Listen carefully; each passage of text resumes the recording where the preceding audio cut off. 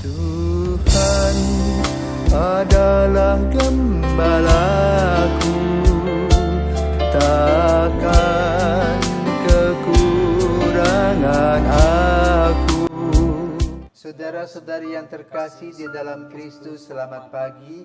Salam jumpa lagi dalam Sabda Siap Saji Jumat 21 April 2023. Marilah berdoa. Bapa dan Putra dan Roh Kudus. Amin. Allah Bapa yang Maha Baik, lindungilah umat-Mu yang telah Kau tebus dengan kurban salib Putra-Mu ini.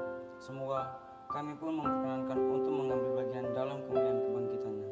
Dengan pengantaran Tuhan kita, Yesus Kristus, Putra-Mu yang hidup dan berkuasa, bersama Dikau dalam persekutuan Roh Kudus, Allah sepanjang segala masa. Amin. Tuhan bersamamu dan bersama rohmu. Inilah Injil Yesus Kristus menurut Yohanes. Dimuliakanlah Tuhan. Pada waktu itu Yesus berangkat ke seberang danau Galilea, yaitu danau Tiberias. Orang banyak berbondong-bondong mengikuti Dia karena mereka melihat mujizat-mujizat penyembuhan yang diadakannya terhadap orang-orang sakit. Yesus naik ke atas gunung dan duduk di situ dengan murid-muridnya. Ketika itu Paskah, hari raya orang Yahudi, sudah dekat. Ketika Yesus memandang sekelilingnya dan melihat bahwa orang banyak berbondong-bondong datang kepadanya, berkatalah Ia kepada Filipus, "Di manakah kita akan membeli roti sehingga mereka ini dapat makan?" Hal itu dikatakannya untuk mencobai Dia, sebab Ia sendiri tahu apa yang hendak dilakukannya. Jawab Filipus kepadanya, "Roti seharga 200 dinar tidak akan cukup untuk mereka ini, sekalipun masing-masing mendapat sepotong kecil saja." Seorang dari murid-muridnya, yaitu Andreas, saudara Simon Petrus, berkata kepadanya, "Di sini ada seorang anak yang membawa 5 roti jelai dan mempunyai 2 ikan, tetapi apakah artinya itu untuk orang sebanyak ini?" Kata Yesus, "Suruhlah orang-orang itu duduk." Adapun di tempat itu banyak rumput, maka duduklah orang-orang itu, kira-kira 5.000 laki-laki banyaknya. Lalu Yesus mengambil roti itu, mengucap syukur dan membagi-bagikannya kepada mereka yang duduk di situ. Demikian juga dibuatnya dengan ikan-ikan itu sebanyak yang mereka kehendaki. Dan setelah mereka kenyang, Ia berkata kepada murid-muridnya, "Kumpulkanlah potongan-potongan yang lebih supaya tidak ada yang terbuang." Maka mereka pun mengumpulkannya dan mengisi 12 bakul penuh dengan potongan-potongan dari kelima roti jelai yang lebih setelah orang makan. Ketika orang-orang itu melihat mujizat yang telah diadakan Yesus, mereka berkata, "Dia ini benar-benar Nabi yang akan datang ke dalam dunia." Karena Yesus tahu bahwa mereka akan datang dan hendak membawa Dia dengan paksa untuk dijadikan raja, Ia menyingkir lagi ke gunung seorang diri. Demikianlah sabda Tuhan. Terpujilah Kristus.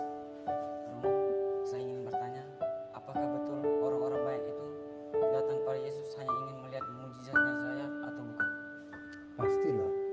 Sama seperti kalau kamu ya di Bali ini loh, kamu diberi tiket gratis nonton Bali United.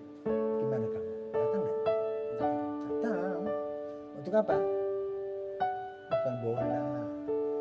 Ini lebih dari nonton bola. Ya. Mereka mendengar Yesus menyembuhkan. Tentu mereka membawa juga orang-orang sakit. Ya. Nah, situasi yang ada itu dikatakan berbondong-bondong, jadi banyak sekali orang. Lalu Yesus melihat mereka hanya duduk saja mendengar dan menunggu mujizat-mujizat yang Yesus lakukan dalam waktu. Dan hari mulai maghrib, mulai sore, apa yang harus mereka lakukan? Mereka belum makan. Bagaimana kalau kamu punya adik belum makan? Kakak, aku lapar kak. Apa yang kamu buat? Mencari makan. Nah, di sini Yesus hebat, ya. Tetapi dia memancing Filipus. Beri roti ya. Oh, mana mungkin lah ribuan orang begini uangnya nggak cukup. Yang bikin roti juga siapa, ya kan? Tapi Andreas bilang, ada anak kecil tuh. Dia bawa 5 roti 2 ikan. Nah, kalau anak kecil tadi diminta rotinya nggak diberi gimana? Jadi nggak perjamuan itu? Nggak jadi.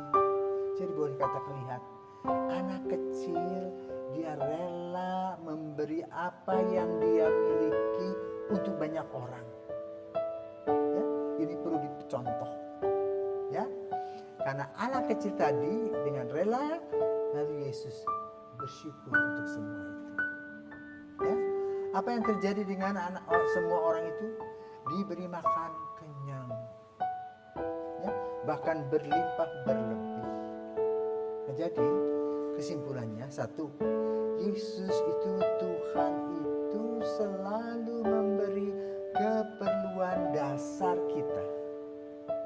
Makan itu supaya kita tidak sakit, ya. Itu secara jasmani. Tuhan memberikan keperluan kita. Maka kita harus bersyukur kepada Tuhan untuk kasih karunia-Nya. Yang kedua, apa sih simbol dari pemecahan roti itu?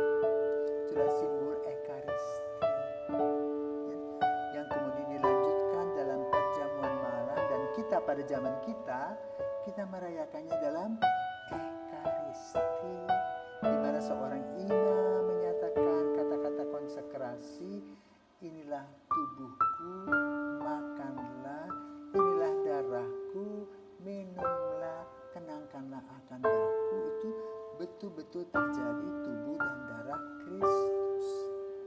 Ya, jadi Yesus sudah memulai berkat tadi secara jasmani. Sekarang dengan Ekaristi ini dia juga memberikan kepada kita berkat rohani. Nah, lalu ada relasinya dalam gereja Katolik. Mengapa sampai hari ini belum ada pastor perempuan? Apa sih dasarnya gereja Katolik itu? Apakah anti perempuan? Tidak. Hanya refleksinya begini. Yesus itu laki-laki. Kalau dia katakan inilah tubuhku, maka dia tidak punya buah dada. Nah, sekarang kalau perempuan, inilah tubuhku, yang berbeda dengan Yesus. Jadi nggak tahu. Ya, jadi berdasarkan pandangan gereja Katolik itu, karena Yesus laki-laki dan karena terikat dengan kata-kata Yesus, inilah tubuhku, inilah darahku sebagai laki-laki, maka tulisan imam itu pertanyaan besar di dalam gereja Katolik. Ya, kenapa? Yesus dilahirkan sebagai laki-laki melalui Ibu Maria, dan kita tidak bisa menentangnya, ya, melainkan menikmatinya. Maka dalam peristiwa hari ini, satu, Yesus peduli, karena orang-orang juga peduli, pengen tahu. Ketiga, Yesus menguji murid-muridnya. Murid-muridnya tak sanggup, ya. Tapi lalu satu murid lain mengatakan, anak ini punya, dan anak ini dengan rela hati memberi. Maka terjadilah relasi antara apa yang diberi oleh anak kecil ini dengan berkat yang Tuhan berikan, sehingga bisa memberi makan begitu banyak orang secara jasmani. Tiap hari kan kita diberi makan sama Tuhan. Yang kedua, secara rohani, nah, roti yang dipecah-pecah itu dalam perjamuan malam terakhir menjadi Ekaristi yang kita rayakan dalam gereja Katolik